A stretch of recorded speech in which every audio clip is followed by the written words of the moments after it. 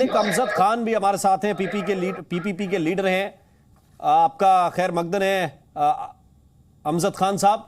और मेरा सवाल आपसे यह है कि ये जो डिनायल मोड है, ठीक है आप इंडिया के साथ चर्चा कर रहे हैं, बहुत सी चीजें आप लोग खुलकर नहीं बोल सकते, लेकिन एक और चीज ख्वाजा आसिफ जो खुले मन से कह रहे थे वो ये कि हम अपने अमाल तो चेक कर लें, हम खुद में तो देख लें कि हमारे अमाल कैसे हैं, हम खुद में तो देख लें कि ये जो पुलिस हेडक्वार्टर पे हमला हो रहा है ये मुजाहिदीन कहां से आए और क्यों इतनी मुश्किल में पड़ गए।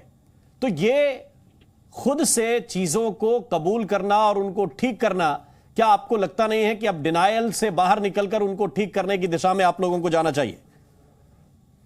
देखिए जी, बहुत शुक्रिया आपका, आपने मुझे मौका दिया। मैं समझता हूं कि किसी भी मुल्क के अंदर अगर कोई हुकूमत कुछ फैसले, अनपॉपुलर फैसले करे जो जिससे मुल्क के अंदर माशी तौर पर नुकसान हो जाता है, हम ये समझते हैं कि जो भी हमारी गवर्नमेंट थी पिछली, उनकी तरफ से जो IMF पहले न जाने का फैसला किया, बाद में जाने का फैसला किया और फिर महंगे शराइत पर फैसला किया, यही वजूहात है जो आज हम माशी तौर पर थोड़े चैलेंज का सामना कर रहे हैं। इंशाअल्लाह अल्लाह ताला से उम्मीद है कि बहुत जल्द हम इस चैलेंज से बाहर निकल आएंगे, क्योंकि यहाँ पर ये बात गलत है कि फौज हुकूमत के लिए सोच रही है, या ये हम सब एक पेज पे है, पॉलिटिशियंस, तमाम पार्टियां, हम सिर्फ पाकिस्तान का और इसकी मईशत का सोच रहे हैं।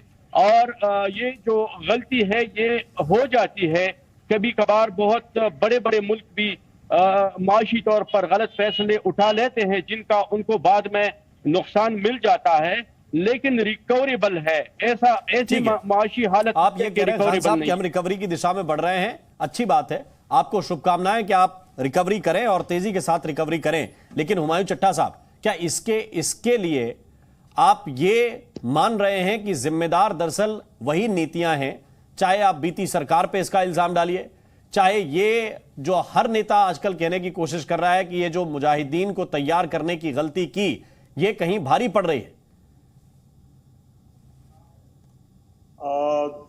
देखिए,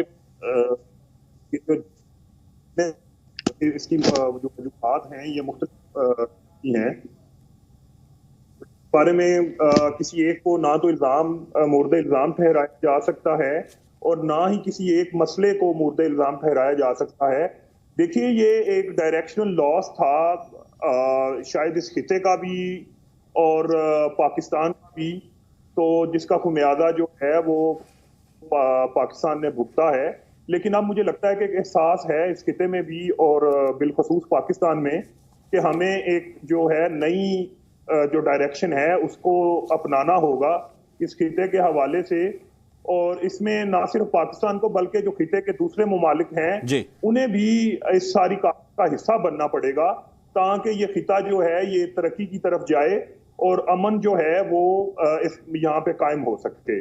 तो मेरी तो इसमें फिर यही यहाँ पे नुक्ता नजर होगा कि देखिए, अगर एहसास है गलतियों का हर तरफ, पाकिस्तान में भी है और इंडिया में भी है, चाहे आप उसका इजहार इन प्रोग्राम्स में ना करें, लेकिन मुझे अंदाजा है कि इंडिया में भी ये एहसास पाया जाता है कि जो एक्सट्रीमिज्म है वो इस खिते को मुतासर कर रहा है। लिहाजा जो इस खिते की जो पुरानी रवायात थी उन्हें मजहबी रवादारी के हवाले से उन्हें कायम रखा जाए और जो एक दूसरे का साथ देने की जो रवायात हैं उन्हें भी इम्प्लीमेंट किया जाए ताकि बेहतरी का रास्ता निकल सके। ठीक है, लेकिन के सना साहब, मैं आपको लेकर आना चाहता हूं। देखिए, बिल्कुल आऊंगा हुमायूं, जो वापस लौट के आपके पास आऊंगा। मेजर जनरल के सिन्हा हमारे साथ हैं। सिन्हा साहब, सवाल इस बात को लेकर है कि क्या अब खिलाने पिलाने के लिए जिनको पाल पोस कर बड़ा किया उनके लिए पैसे नहीं हैं, उनके लिए पैसे नहीं है, तो फिर जवाब में पुलिस हेडक्वार्टर हो रहा है उनका? क्या अब पाकिस्तान की हुकूमत को कम से कम यह समझ में आया कि ये जो अजगर हमने पाले हैं ये हमें ही डसेंगे आके? जय हिंद राम साहब, और ये पाकिस्तान से मेरे जो सारे मेहमान हैं उनका खैर मकदम है, और जय हिंद मैं बोलना चाहूँगा आपके प्रोग्राम में सारे दर्शकों को। देखिए जयराम साहब, आपने बड़ा सवाल ये कहा है, आप सिक्योरिटी के ऊपर में मेरे से कमेंट लेना चाह रहे हैं, खास करके जिस तरह से पाकिस्तान ने अपने को एक एपिसेंटर ऑफ टेररिज्म बनाया है पूरे विश्व के जी। अंदर। और उस एपिसेंटर में यदि आप कहेंगे कि सुधार हो गया इनकी आपकी भाई जी। ओके ओके ओके जी, हेलो, हाँ मैं ये कह रहा था राम साहब, हेलो जी जी, सुन रहे हैं आपको।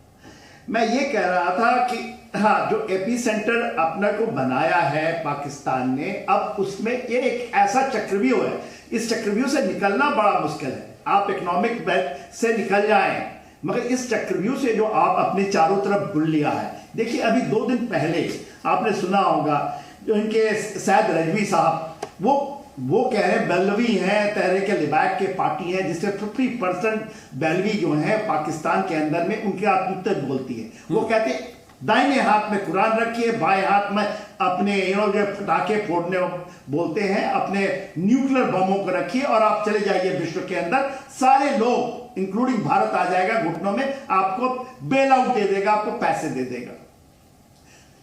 ये आई है बयान अभी, ये कल नहीं आई है। और देखिए तहरीक तालिबान पाकिस्तान जो टीटीपी है, वो आपने देखा पेशावर के अंदर में, और 2 दिन पहले कल वो जो अब कराची के ऊपर में घटनाएं हुई हैं, जिसकी विस्तार इतना ज्यादा हो गया है। देखिए टीटीपी जो आई थी, ये 2007 में तो हम लोग सुनने में आया ना, ये कहते हैं बुक के ऊपर में, इसकी स्थापना इन्होंने 1999 में कर दी थी, और जब वहां पर तालिबान लाए थे तो उनके साथ खड़े हो गए। आज पाकिस्तान के अंदर में एक बहुत बड़ा डिबेट चल रहा है राम साहब, और वो डिबेट ये चला रहे हैं कि ये गलती कर दिया, और फैज हामिद जो थे आईएसआई के चीफ लेफ्टिनेंट जनरल, उन्होंने गलती से टीटीपी को वापस लाया कि इनको मेन स्ट्रीम में शामिल कर लो, इसलिए कार्रवाइयां हो रही हैं। आज आप रहमियार खान से लें, और इनको पता है जो हमारे गेस्ट बैठे हैं, रहमियार खान से लें, ये केवल नहीं खैबर पख्तूनख्वा होते हुए यदि आप चाहिएगा तो गिलगित बल्तिस्तान के अंदर में उन्होंने ये कह दिया है कि ये पूरा का पूरा इलाका तहरीके तालिबान पाकिस्तान के अंदर है, उनकी हुकूमत चलेगी। उन पैरेलल गवर्नमेंट चला रहे हैं, और पैरेलल गवर्नमेंट का और इसका आपने देखा कि किस तरह से कराची तक वो पहुंच गए। ये केवल नहीं कि वो स्पिन बोल्डक में उनका हो गया, ये इनको समझ में आएगा जो मैं बातें बता रहा हूं। आज ये चिल्लाएं, क्योंकि ये तो यही थे ना, ये कहते थे कि ये हमारे स्ट्रेटेजिक एसेट्स हैं। आज भी इनके स्ट्रेटेजिक एसेट है ये जो आप कह रहे हो ना, अभी ये 2 दिन के बाद यही बम फटाके फोड़ेंगे। अभी जो सबसे बड़ा जो भूत खड़ा है, जिनके ऊपर ये लोग उसको सह दे रहे हैं, उसके ऊपर डिबेट नहीं हो रही है।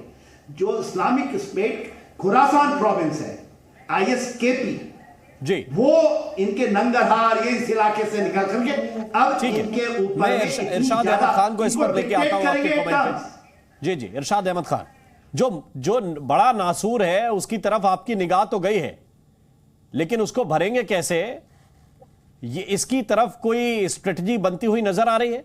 क्योंकि इकोनॉमी तभी बहाल होती है जब शांति होती है। आपके इलाके में भी अगर शांति बहाल होगी, अमन होगा, तो अच्छे से आप लोग इकोनॉमी भी ठीक कर लेंगे। देखिए इसमें कोई शक नहीं है, हम हालत जंग में हैं, क्योंकि हमें बहुत सारे मसाइल का सामना है जिसको हम हल कर रहे हैं। क्योंकि एक हमारी, मैं बार बार एक बात करता हूं, मैंने पहले भी कहा कि एक पार्टी ऐसी है जिसका नाम इंतशार खान है, वो इंतशार फैलाने की कोशिश कर रहा है मेरे प्यारे पाकिस्तान में। तो हम उससे बाहर निकल रहे हैं ऐसा ऐसा, क्योंकि पहले कुछ मसाइल पैदा किए गए 4 साल में, अब उनका हल निकाला गया, और अब इंशाल्लाह उसकी सर्वाइवल भी हो रही है, और उसकी तरफ हम ठीक तरफ जा रहे हैं, हमारी सिमत ठीक है।